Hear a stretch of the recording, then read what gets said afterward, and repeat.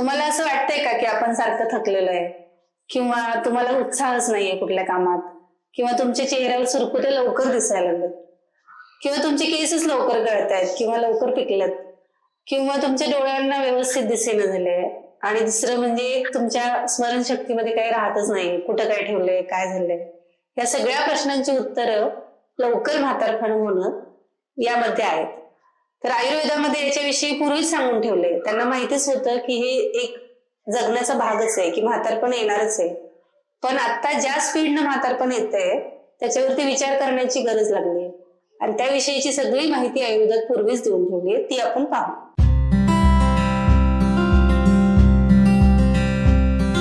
नमस्कार, मी वैद्य स्वाती यादव कल्याणी आयुर्वेद पुणे या चॅनलमध्ये आपलं स्वागत करते.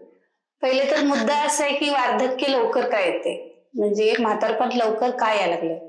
तर आयुर्वेदामध्ये रसायन चिकित्सा जी सांगितली आहे त्याच्यामध्ये चरकांनी मेन्शन केलंय की तुम्ही ग्राम्य आहार आणि ग्राम्य विहार, म्हणजे तुम्ही शहरात राहत असाल आणि तुमचं शहरी जीवनशैलीमध्ये जास्त असेल तर तुम्ही लवकर म्हातारे होणार आणि तुमचं आयुष्यमान कमी असणार. त्याप्रमाणेच सध्या होताना दिसतं. ग्राम्य आहार म्हणजे काय नेमकं? शहरातले लोक असं काय वेगळं करतात खेड्यातल्या लोकांपेक्षा? त्यामध्ये आपल्या सगळ्यांनाच माहितीये की आपले जे डायटरी हॅबिट्स आहेत, म्हणजे फास्ट फूड खाण्याचं प्रमाण, आता सध्या जर तुम्ही नॉर्मली बघितलं तर शनिवार रविवारी घरात कोणीही थांबायला तयार नसते. ते बाहेर जातात, फिरून येतात आणि सकाळ संध्याकाळचं जेवण तिकडेच करतात. म्हणजे आठवड्यातल्या 14 वेळा जर तुम्ही जेवत असाल तर त्यातल्या 4 ते 5 वेळा तुम्ही कंपल्सरी हॉटेलिंग करताय, जे शहरात असल्यामुळं जास्त वेळा पॉसिबल असते. तेच खेड्यातली माणसं एवढ्या वेळा नाहीत खात. शिवाय तुम्ही घरात पण जे बनवताय त्याच्यामध्ये असे प्रेफरन्स असतात गोष्टींना, म्हणजे रेडी टू कुक गोष्टी, त्याच्यामध्ये प्रिझर्वेटिव्ह असतात अशा, किंवा बऱ्याच गोष्टी फ्रीजमध्ये डंप करून ठेवायच्या, त्या वारंवार वापरायच्या. हे सगळं शहरातली लोक जास्त करतात, म्हणूनच त्यांचा आहार तसा असतोय. आणि शिवाय त्यांचे चॉईसेस पण तसे असतात, म्हणजे अतिशय तिखट आवडते, अतिशय गोड खायला आवडते, किंवा अतिशय खारट जास्त आवडते. मग त्याच्यामध्ये चाट मसाल्याचा वापर करणं, फास्ट फूड मध्ये जे पाणीपुरी वगैरे सारख्या गोष्टी खाणं, त्याच्यामध्ये सगळ्या रसांचा अतिरेक असतोय. आणि हे सगळं झाल्यामुळं सगळ्या धातू बिघडायला कारण. आणि शहरात राहणाऱ्या माणसांचं आयुष्य कमी व्हायचं अजून एक कारण म्हणजे त्यांची दिनचर्या तशी असते. म्हणजे तो माणूस रात्रभर लवकर झोपत नाही, सकाळी लवकर उठत नाही, किंवा 5 दिवस भरपूर काम केल्याने वीकेंडला दिवसभर झोपूनच राहील, किंवा दिवसभर मूवीज बघेल, रात्रभर जागरण करेल, पार्ट्याज करेल. या सगळ्यामुळे जे काही डिस्टर्बन्स होतोय त्या सगळ्याचा पण परिणाम परत तुमच्या सगळ्या धातूंवर होतोय. मग चरकांनी मेन्शन केलं की ह्या सगळ्या धातूंमध्ये नेमकं काय होतंय, तर तुमचा रस खराब होणार. म्हणजे जे काही तुमच्या रसामुळं आहार रस चांगला बनणार आहे त्याच्यामुळे तुमची जी स्किन दिसणार आहे ती तेवढी तुकतुकीत नसणार, ती काळवडणार, त्याच्यावरती सुरकुत्या पडणार. त्यानंतर तुमचे मसल्स लूज होणार. म्हणजे समजा तुम्ही एखाद्याला जिम मध्ये गेल्यावर जे बघताय 6 पॅक वगैरे, तसं होऊ नाही शकत, कारण ती शरीरातली उष्णता जी वाढलेली असती ती पूर्ण मांसधातूला थुळथुळीत करून टाकते. याशिवाय अस्थींचं पोषण व्यवस्थित होत नाही, त्यामुळे हाडं पोकळ होतात, त्यामुळे सांधे दुखायला लागतात. त्यामुळे बऱ्याच स्त्रियांमध्ये 30-40 नंतरच कंबर दुखायला चालू होते, गुडघे दुखायला चालू होतात, सांध्यांच्या मधून आवाज येतोय. त्यानंतर नेक्स्ट जे सगळ्या धातूंचं सार आहे शुक्र धातू, त्याचं पण पोषण व्यवस्थित होत नाही.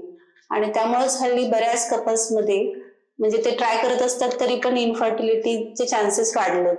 मग त्याला बरीच कारणं सांगितली जातात. त्याच्यामध्ये हे पण एक मेजर कारण आहे की तुमचा आहार विहार कसा आहे, तुमची दिनचर्या चांगली नाही, तुम्ही वेळेवर झोपत नाही, वेळेवर उठत नाही, चांगलं खात नाही, त्यामुळे जे तयार होतंय तेच चांगलं तयार होत नाही. आणि या सगळ्याचा परिणाम तुमच्या शुक्र धातूवर होतोय. आणि हे सगळं जर व्यवस्थित असेल तरच तुमचं शरीर सुदृढ राहणार आहे. आणि हे तरुणपणातच जास्त बघायला मिळतंय. म्हणूनच हल्ली एकतर मॅरेजचं एज वाढलंय आणि त्यानंतर मुलं जन्माला घालण्याचं पण अजून वाढलंय. आणि या सगळ्याला कारण पण परत हेच आहे की तुम्ही काय खाताय आणि कसं तुमचं सगळी दिनचर्या आहे. रसायन सेवन कधी करायला पाहिजे? पूर्वे वयसी मध्ये वा असं सांगितलंय. म्हणजे जेव्हा तुम्ही लहान आहे किंवा जेव्हा तुम्ही तरुण आहे तेव्हाच तुम्ही प्रयत्न करा की मला लवकर म्हातार नाही व्हायचं. म्हणजे च्यवनप्राश खायचंय तर म्हातारपण झाल्यानंतर नाही. लहान मुलांना द्या, मधल्या एजच्या मुलांना द्या आणि तरुण मुलांना द्या, म्हणजे ते लवकर म्हातारे होणार नाहीत. पूर्वी जे च्यवन ऋषींनी सांगितलं होतं, म्हणजे त्यांनी जे वापरलं होतं, त्यांच्यासाठी जे बनवलं होतं च्यवनप्राश, त्याच्यामध्ये असा उल्लेख आहे की त्यांचे सगळे दात नवीन आले, त्यांचे केस नवीन आले, पूर्ण त्यांचं शरीर चेंज झालं. पण त्यासाठी वेगळी पद्धत असते, ती आत्ता आपल्याला शक्य नाही. आत्ता त्यामुळे वातात्पिक नावाचं रसायन सेवन आपण करतोय, ज्याच्यामध्ये तुम्ही घराच्या बाहेर पडताय, ऊन वारा सगळ्यांना सामोरं जाते आणि त्याच्यासोबत रसायन सेवन करताय. मग त्याच्यामध्ये च्यवनप्राशचा पण उपयोग होतोय. पण त्याच्यापूर्वी जर तुम्ही शरीर शुद्धी करून घेतली तर त्याचा जास्त फायदा होतोय. ज्याप्रमाणे एखाद्या कपड्यावरती आपण रंग देताना त्याचा पहिला रंग घालवतोय, त्यासाठी ते स्वच्छ धुतोय आणि नंतर दुसरा कलर देतोय, तसंच रसायन सेवन करण्यापूर्वी शरीर शुद्धीचा अतिशय इम्पॉर्टन्स आहे. आणि तेव्हाच मग जर तुम्ही जे नियमित घेताय, म्हणजे समजा तुम्ही दूध आणि तूप हे रसायन म्हणून रोज सेवन करताय, तर तुमचं शरीर स्वच्छ असेल तरच ते सगळ्या धातूंचं पोषण करणार आहे. नाहीतर ते इतर सगळीकडे जाऊन चिकटा वाढवणार आणि त्याच्यामुळे त्वचा विकार होण्याचे चान्सेस पुढे वाढतात. त्यामुळे त्या रसायनाचा फायदा होण्यापेक्षा त्याचा तोटाच जास्त होऊ शकतो. त्यामुळे शरीराची तयारी झाल्यानंतरच रसायन सेवन करावे. रसायन सेवनाच्या फायद्यांमध्ये प्रत्येक गोष्टीचं मेन्शन केलंय, म्हणजे त्वचा तुकतुकीत होते, तुमचे केस चांगले होतात, तुमची स्मरणशक्ती वाढते, तुम्ही जास्त काळ तरुण राहताय, तुम्ही आजारी वारंवार पडत नाही, तुमची बुद्धी तल्लख होते, तुमची त्वचा चांगली होते आणि तुमची वाक प्रकृती चांगली होते, म्हणजे तुम्ही जे बोलताय ते स्पष्टपणे बोलताय, एकदा ऐकलेलं तुमच्या लक्षात राहते. हे सगळे रसायन सेवनाचे फायदे सांगितले. लहान मुलांमध्ये सुवर्ण प्राशनाचा एक फायदा होऊ शकतोय, ते पण तुम्ही रोजच्या रोज त्यांना दिलं तर त्यांना हे सगळे बेनिफिट्स मिळू शकतात. याशिवाय इतर जी रसायनं अवेलेबल आहेत त्याच्यामध्ये च्यवनप्राश सारखी इतर भरपूर औषधं आहेत, ते तुम्ही तुमच्या वैद्याला कन्सल्ट करून तुम्हाला जे सूट होईल त्याप्रमाणे चालू करू शकता. शिवाय तुम्ही रोजच्या रोज दिनचर्या फॉलो करून त्याच्यामध्ये अभ्यंगासारखे जे महत्वाचे विषय येतात त्या सगळ्यांचा विचार करून त्याचा उपयोग केला तरी पण तारुण्य जास्त लॉंग टर्म पर्यंत राहू शकते. एजिंग का होते याविषयी आपण सविस्तर माहिती या व्हिडिओत जाणली.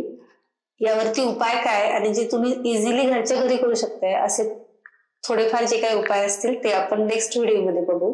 याविषयी तुम्हाला अजून काही शंका असतील तर तुम्ही कमेंटमध्ये जरूर विचारा. हा व्हिडिओ तुम्हाला कसा वाटला हे जरूर कळवा. आमच्या चॅनेलला लाईक, शेअर, सबस्क्राईब करा. तोपर्यंत धन्यवाद.